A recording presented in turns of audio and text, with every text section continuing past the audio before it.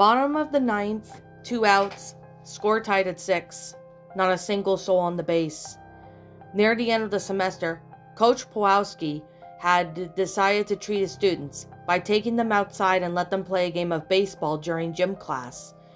Ronnie Ann was placed on a team with Lincoln, Clyde, Zach, Rusty, Girl Jordan, Papa Wheelie, and Joy. On the opposing team, Molly, Liam, Flat Tire, Christina, Richie, Lance, Penelope, and Chandler, the last of whom consistently assaulting the opposing team with jeers and trash talk. Ronnie Ann was undoubtedly their MVP, scoring 3 of their 6 runs and striking out countless batters. The few times she did strike out or drop a catch, it was when Chandler had successfully psyched her out with his taunts. Despite his efforts, though, she had managed to tie things up for the team, and now it was her chance to take the win. She was up to bat, and Liam, who had surprisingly had a good arm, she had found that during that game, was pitching. "You ready, little lady?" Liam asked with a sneer.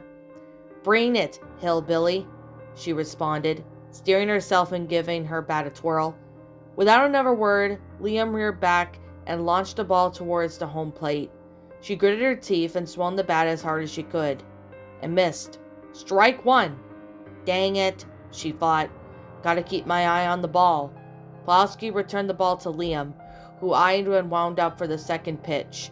This time Ronnie Ann had concentrated effort focused on the ball. Sensing that it was hair out of her strike zone, she stood still and let it fall into Pawlowski's glove. Strike 2. What? She twisted her body backwards, glowering at the couch. Are you kidding me? That was a ball! Pawlowski just shook his head. That's not what I saw. You got one more chance. Ronnie Ann growled and twisted herself back towards the mound and gripped her bat tight. No more messing around, she thought. You've got one more chance. It's now or never. Liam, satisfied with his success this far, did a little sassy little shoulder shimmy before winding up for the final pitch. While he was dwindling, Ronnie Ann glanced back towards the bench and saw Lincoln giving her the biggest smile he could. A smile that had oozed her with confidence and pride. On instinct, she smiled back and gave him a little shy little wave. Although at that moment it didn't last long before she had to force her head back into the game. Okay, that's enough, she thought. Can't let them distract you. Stay on task. She snapped her head forward and her eyes locked onto the ball, refusing to let it pass out of sight. At the time fishing for balls had passed, she had resolved to put every ounce of her energy into her next swing. Liam reared back, chucked the ball forward as hard as he could, and crack! The sound of the bat colliding with the ball was piercing and sharp that several teammates flinched. Right after the impact, her eyes snapped open and darted around the field for any sign of the wayward ball, but it was nowhere to be seen. It was, they say, out of the park. Home run! Hollered Coach Pawlowski said. Ronnie Ann, shocked by their own power and persuasion, just stood there without a home plate, her mouth gaping open for a spell. Once the shock wore off, she threw the bat to the side, pumped her fists in the air, and started sprinting full tilt around the bases. But this turned out to be a mistake. Ronnie Ann had placed herself. It might have she noticed the third baseman sticking out his leg in front of her. Instead, her entire core was shaken, and the obstacle collided with her shin. Her momentum had sent her careening across the ground. A sickening squish was heard as her body sank into the moist, muddy surface. Once she came to a full stop, she cringed at the sensation of the mud clinging to her gym clothes and seeping into her every opening. Nice slide, Ronnie, said a healthy voice from behind her. Chandler. Before she could even pick herself up the ground, she was assaulted by the sound of mocking laughter coming from Chandler and several other members of her opposing team. Tears started to well up in her eyes. This wasn't fair. This was supposed to be a moment of glory, and Chandler tore it all away from her. In an attempt to escape the sound of laughter, she took it off again, only to be stopped by a sharp pain shooting up her ankle, which she had apparently twisted during her first fall. Unable to keep her balance, she face planted in the mud for the second time. This time the mud slivered into her nose and mouth, making her gag at the wrenched taste. All the while, the other students continued to laugh and jeer at her. She sobbed, pounding her fists against the moistened ground. "Now come on, class. That's not nice," she overheard Pawlowski said. His intervention did nothing to quell the laughter. "Thanks a lot, Coach," she thought bitterly, spitting out mouthfuls of mud. The catapony of her classmates' scorn continued to fill her ears, and her ankle throbbed with pain. She rolled around on the ground, silently wishing that someone, anyone, would care enough to at least help her to her feet. And then suddenly, the laughter stopped. Curious, Ronnie Ann wiped her tears from her eyes, flipped herself around and sat up. What she saw left was staring in disbelief. Mouth agape, it was the class circling around Lincoln Loud, who was pinning Chandler to the ground, pounding him in the face again and again. Lincoln had bared his teeth at the downed bully like a feral animal, while his veins in his forehead, pulsated through splotches of red, started to spread across his cheeks. Not only that she had never seen him this angry, but until now she couldn't even imagine how him this angry. What happened to that cute, dorky little shrimp she had just come to know since the beginning of the year? "That's not funny," he screamed. Against his better judgment, Clyde had stepped in to try to break them up. Lincoln just shoved him to the side and continued with his assault. "Lincoln, stop!" cried Ronnie Ann, her voice weak and hoarse. You're gonna get in trouble. You..." But her warning came just to a moment too late. An intense Coach Pawlowski stepped in, grabbed Lincoln by the back of his collar and yanked him away. "All right, that's enough," he said. "You two just earned yourself a one-way ticket to detention." The coach, still holding on to Lincoln's shirt, effortlessly dragged him out of the baseball field while he thrashed out. All the while, the rest of the class just stood around Chandler in awed daze, stimulated by what just happened. All of them except Clyde, noticed that the scrappy young girl had yet to pick herself up the ground. "Are you all right?" he asked, running over to her side. She sniffled and wiped her eyes a bit just before responding. I don't know," she said. "My ankle hurts. I don't think I can walk." Without a second thought, Clyde draped her arm around his shoulder and hoisted her up into a standing position. "Come on then, let's get you to a nurse."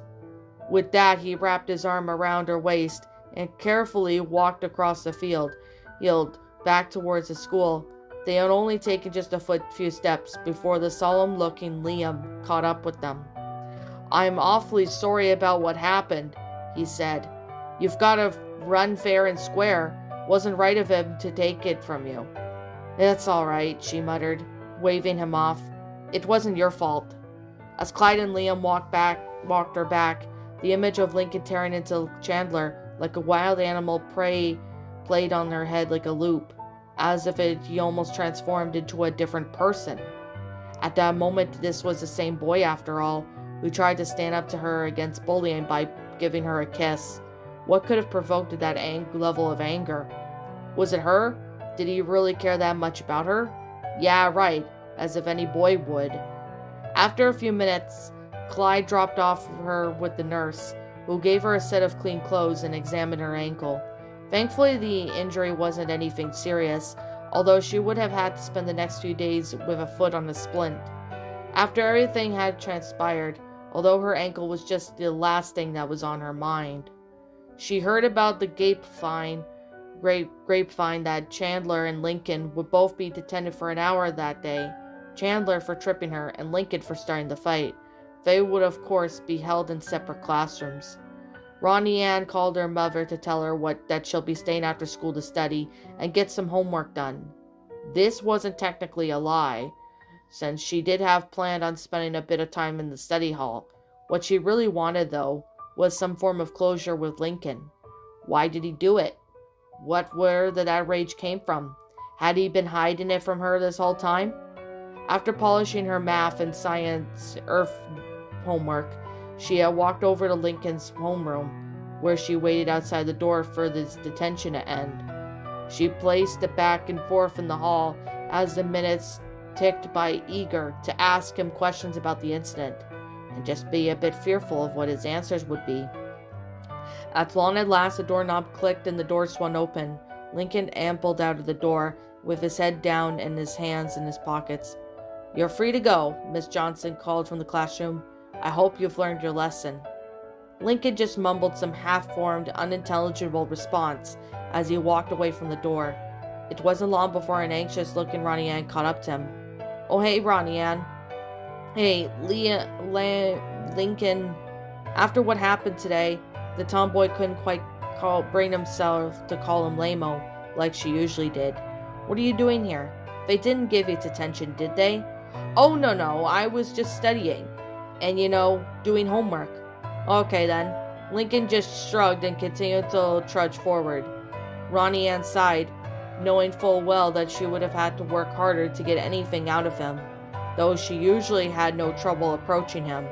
The mental image of him laying into Chandler was giving her a pause. Regardless, she wasn't ready to give up, not even close. She took a deep breath and steadied herself and continued. "But listen, it was really cool what you did, standing up for me. No one's ever done that for me before." This has prompted his sullen boy to stop in his tracks and turn his face towards her. She flinched, but quickly recovered and kept talking. "So basically, that is, what I'm trying to say, thank you." Lincoln managed a small smile, showing off this cute little overbite that Ronnie Ann always adored. "Well, you're welcome, Ronnie Ann. He lost his smile as soon as he caught sight of her shoeless, splint-covered foot. "Oh, geez, what happened to your foot?" "I twisted it," she said with a shrug. "Don't worry about it. The nurse said it'll be fine."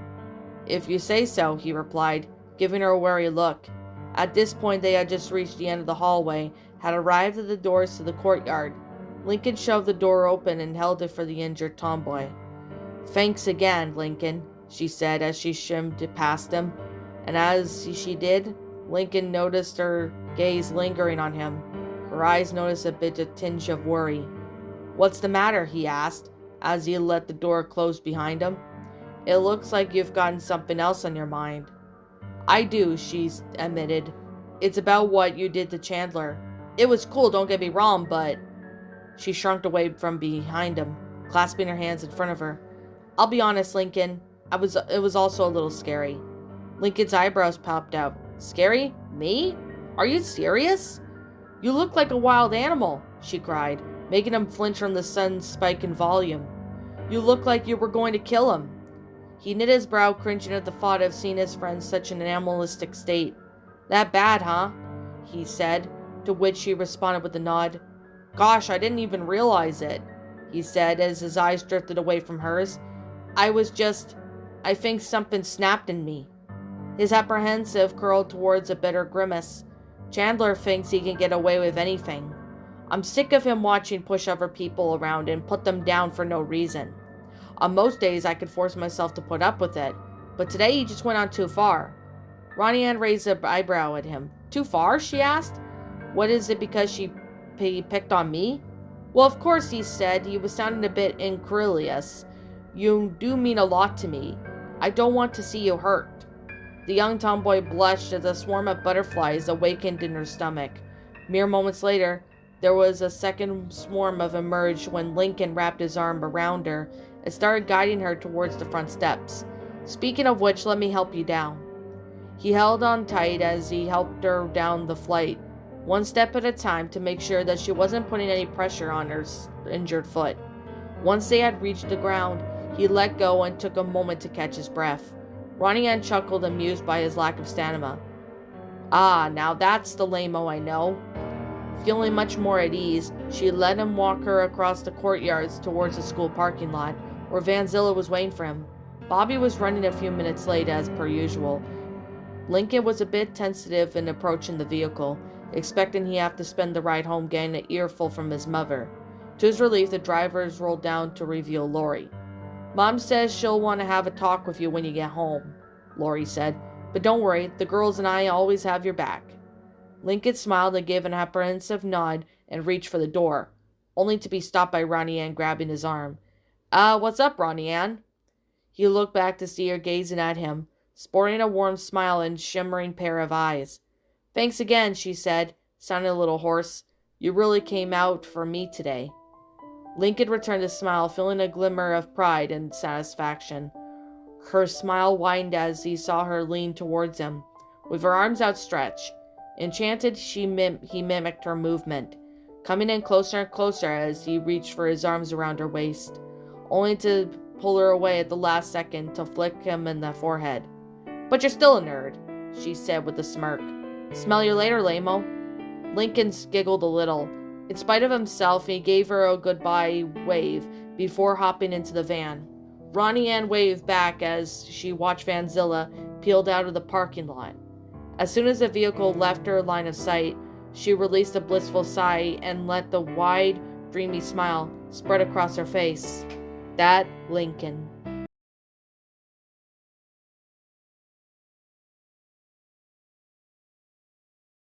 And that, my pretties, was Anne Handled, a Loud House fan fiction written by, well, MrTyeDye.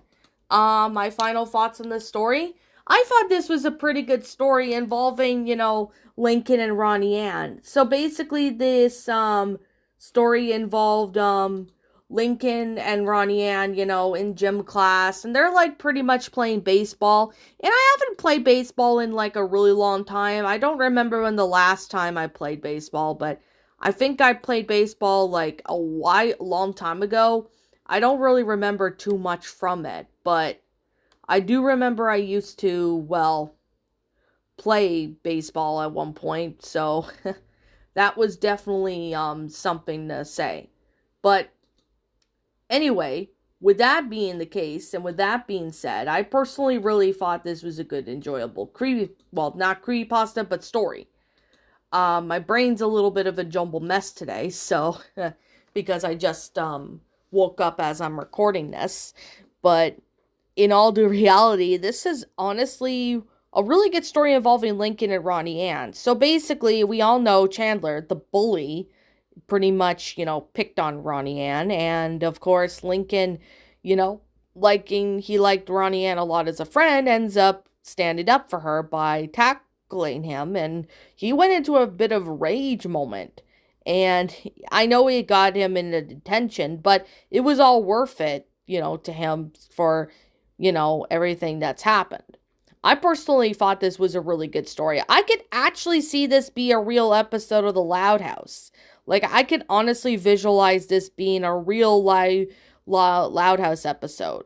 I could personally really visualize it. This one was definitely a really good story. I thought it was really good. The grammar was really good, as well as the sentence structuring and the storyline. It's a really good story. I thought it was really well made and done.